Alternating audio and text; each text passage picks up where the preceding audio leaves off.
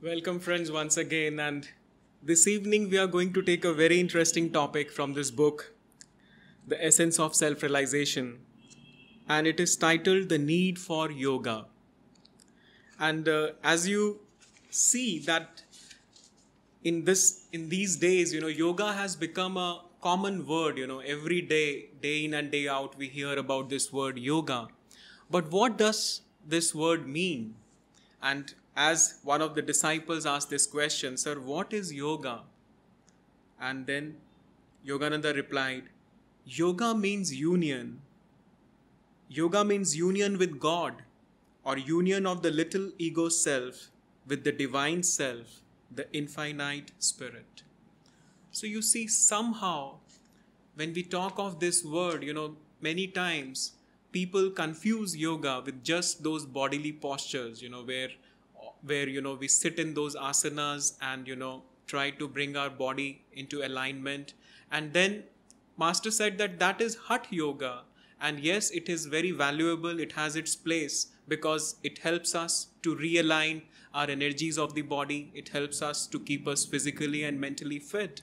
But at the same time, we should not confuse the broader reality, which is the yoga means that it is the higher purpose of the word yoga, or the technique, or the spiritual discipline which yoga gives us, is to unite ourselves with the infinite reality. It is the union of ego with the God, where ego completely merges in the God and realizes itself and it becomes infinite. So you see, this is one thing which Yogananda explained to that visitor.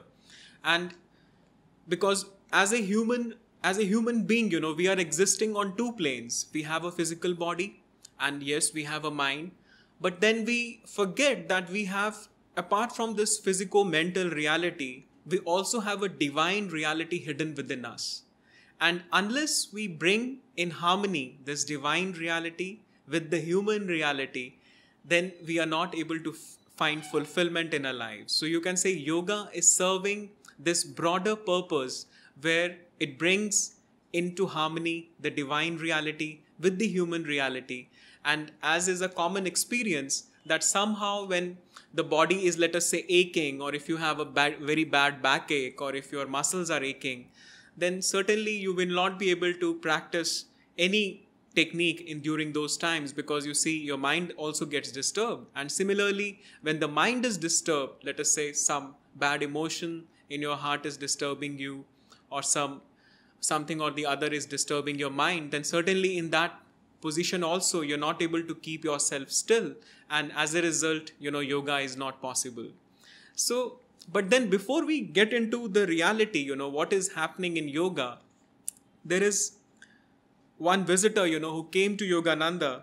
He said, Sir, is it really possible to reach God without the benefit of yoga techniques? And Master replied, a few of them are successful, he said, if they came into this life with strong spiritual karma from the past. The great majority, however, even if they start out on the path with enthusiasm, gradually become discouraged. Where is that God, they ask finally, to whom I have been praying all these years? They attain a little inner peace, but over the years their prayers become increasingly a matter of habit, less one of inspiration. So you see, Master did say that yes, there could be some rare occasions when somebody has earned lot of good spiritual karma. Then yes, for those people it is possible to reach to God without practicing yoga techniques. But then these techniques, as Patanjali said, that these are very universal. It doesn't depend on which background we are coming, from which cultural or caste or religious background we are coming, because this is a universal reality. As a human being, if you want to go into this higher reality, we have to go through these stages of yoga, which is an 8-limb path, and we do talk about these as a Ashtang Marg, which is the 8 stages on this path, which everybody has to go through. And then step by step, we can go into that infinite God realization state. So, but then the question arises, like, if it is a technique, and if it is, as Yogananda himself said, that yoga can be taken as the broader yoga, and Hatha yoga is a physical limb of the Raja yoga. And why he said Raja yoga? Because he saw that through yoga we are trying to reach to the king of the universe, and God is the king of the universe. So one can say that this is a royal path which is taking us towards the king himself. And there are many ways in which the path can be approached. But yes, the broader, one can say the principle which is behind all these paths is to maintain a spiritual discipline. And how this spiritual discipline comes into our lives, the one of the basic prerequisites in order to even start this journey on towards Him is the requirement of energy. And you see that somehow in the Bible also there is a quote where Christ is saying that you need to love God with all thy heart, with all thy mind, with all thy soul, and with all thy strength. So this word strength is indicating energy. And without energy, nothing can be accomplished. Even if I have to take a glass of water, even that requires a small effort on my part and some energy I have to put into that effort. So certainly this task where we have to go to our King Father also takes energy. And Master himself is saying that the ordinary person's energy is locked in his body. You see, when this energy comes, sometimes people say that, oh, I'm so tired, I have not enough energy, and I have not enough time to, pursue the yoga techniques or pursue the path of God realization. And all these saints, they do realize our predicament, and, they do realize what is our situation, and they have created a scientific path, as we will understand this evening. And he himself, in his words I am quoting here, he's saying that ordinary person's energy is locked in his body. And that is why we see that the energy is locked, and we are not able to, move beyond our bodies. The lack of availability of that energy to his will prevents him from loving the Lord one-pointedly with any of the three other aspects of his nature, that is heart, mind, or soul. Only when the energy can be withdrawn from the body and directed upward in deep meditation is true inner communion possible. So you see, in order to love God, as Christ is saying, with all our hearts, minds, and souls, we have to first unlock the energy which is lying locked in our bodies. And it is not a surprise that, Yogananda gave us energization exercises. There is a lot of, and if you see the Ashtang Marg, Patanjali, right from the beginning of developing and maintaining right attitudes, which we will talk in this talk also, he comes to the topic of asana and pranayama. And what is pranayama? Pranayama is the fourth stage in the Ashtang Marg, which means the energy control. And this energy, through these energization exercises and also yoga postures, we are able to unlock this energy which is lying locked in our bodies. And then once the energy is available, then we can redirect this energy to our spiritual journey. And once Master himself said that you always say that you are tired, but you never realize that in just 1 gram of flesh, there is enough energy to keep running the city of Chicago for almost 1 week. And so you see, there is lot of energy locked in our system, and by using these techniques, we can unlock. But then what is the next stage? As there was another disciple, so one can understand that yes, when we have unlocked this energy, what is the next thing one is supposed to do? Because the next stage which comes is to redirect this energy into the direction of the spiritual journey towards the infinite and towards the upper chakras of our body, towards the point between the eyebrows, which is the seat of the soul and the seat of the spirit in our bodies. And this is only possible by, one can say that when the energy is available, one has to try to focus this energy to direct it at the focal point. And this focus is always possible by creating a right balance between concentration and devotion. So one of the disciple, he said that, sir, why do I need a technique? Why is devotion not enough? Just I can just love God, and why can't I reach by just loving Him? And Master said that yes, it is possible. And in fact, loving God, as Swami at one point said, is the highest technique. We don't say it as a technique, but then this is the highest technique.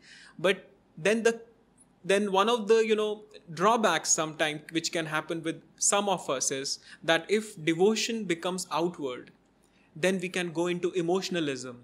And this devotion, if it becomes into emotionalism, can spill all our energies, and then we have not enough energy to direct it upward. And this reminds me of a story which happens with the master at Mount Washington, where one of the disciples, he was very devotional by nature, and he always used to cry, talking to God, and sometimes he used to roll on the floor, and in his in his feelings which he was expressing for the divine. And all these monks and other devotees, they went to the master and said, sir, this is really a difficult situation for us, and he's creating a lot of trouble for us, and this person is he's always crying for Lord, and he's sometimes rolling on the floor, so it disturbs us. And the master said that, okay, I'll speak to him. And he didn't say anything beyond that. And later on, he called this disciple, and he said that, I appreciate the feelings which you have for the divine, and I see that you have a lot of devotion which is coming from inside you towards God. But I would just urge you that do not make it outward. Do not let it, flow out of yourself. Try to bring these emotions rather than outward, rather than, spilling them outward. Bring them inward and try to offer them to the highest point. And that is how, you will be able to grow spiritually faster. And that was the matter. And then to the other disciples, later on he said that, it is very important to have devotion, because with just techniques alone, you won't be able to find him. So it is very important that one can learn from that disciple that how one has to cry, and sometimes one has to, you have to individually make love to God. That is what he said. And without that depth of devotion, with technique alone, you won't be able to find him. So you see, very beautifully, he was taking the best of both the disciples, and he was, telling them that yes, you can make use of concentration. The concentration is very important, and at the same time, devotion is very important. And after the concentration and devotion comes the most important thing is the concentration and devotion helps us to attain that stillness of the mind, which helps us to receive the grace of the God. So you see, yoga by and large is helping us to discipline the physical body and the mind, and it unlocks the energy from our body so that we can interiorize our mind, so that we can bring our mind to focus. And beyond that focus, when our heart's devotion, we are able to offer it deeper and deeper, there comes a point when our mind becomes very still. And this can be outwardly, this can be seen that our minds are intimately linked with our breath. So when our breaths are calm, our mind is also calm. And when the breath is still, the mind is also still. So in that state, you see, Master said that God speaks the language of silence, and silence is the altar of spirit. So you see, the talking, it is the inspiration and the help and the grace can only be received when the mind is perfectly still. So yoga, you can say the final goal of yoga is to still the mind and to bring it to make it so still that in that stillness it becomes receptive. And when before commencing our yoga techniques, when we pray and when we ask for the help, and in the next talk or maybe one talk later, we'll be talking about the need of the guru also, which is a very important crucial link without which no yoga techniques can help us.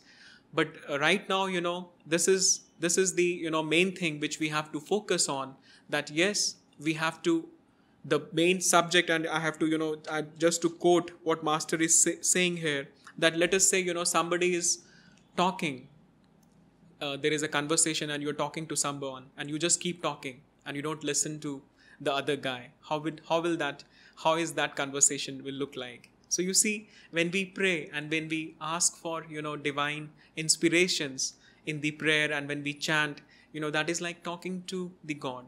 And when the minds become still, and when the mind becomes calm, in that receptivity, we are able to listen to God and some individual counsel and some individual, fine tuning which we need to make for our spiritual journey to happen, and to, to reach it to the goal. And finally, I would like to end with one thing, as Yogananda said, that one has to be very patient in the yoga practice. A plant won't grow the moment you plant the seed. Make haste slowly, as the saying goes. It may take time to achieve the results you long for, but the more you practice, the more you will see your life changing. The day will dawn at last when you won't even recognize yourself as the person you were. So you see, it is like watering the plant daily. And yes, the seed, when we plant a seed, it does take its own time. We just cannot make it happen overnight. And this is how slowly, when we make progress, sometimes we do become impatient, because the whole yoga journey is about self-transformation. And this transformation can only happen in God's light, with God's grace. So all we are trying to do is trying to bring ourselves physically, mentally into that alignment, as Yogananda used to say, that into that attunement, into that deeper reality. And when that starts touching us, and when we start having that connection, and when we keep that connection always, not only in our meditations but also in our day-to-day lives while working, we see that transformation automatically happens. Because you see, this transformation is not happening by our own effort. We are just trying to align ourselves, but it is happening with His grace. And to an extent, when we are able to offer ourselves in that light. So you see, the mantra for transformation can be that, yes, I am ready to attune myself to that reality, and I am willing to offer myself to that reality. And when I offer myself completely in that light, that self-transformation automatically starts happening. And day by day, after a few years, you will realize that you have become a completely transformed individual. So with that thing, I would like to take your leave and have a great weekend. And let us practice these teachings on deeper plane day by day. And you will see that transformation will be happening in our lives also. Joy to you.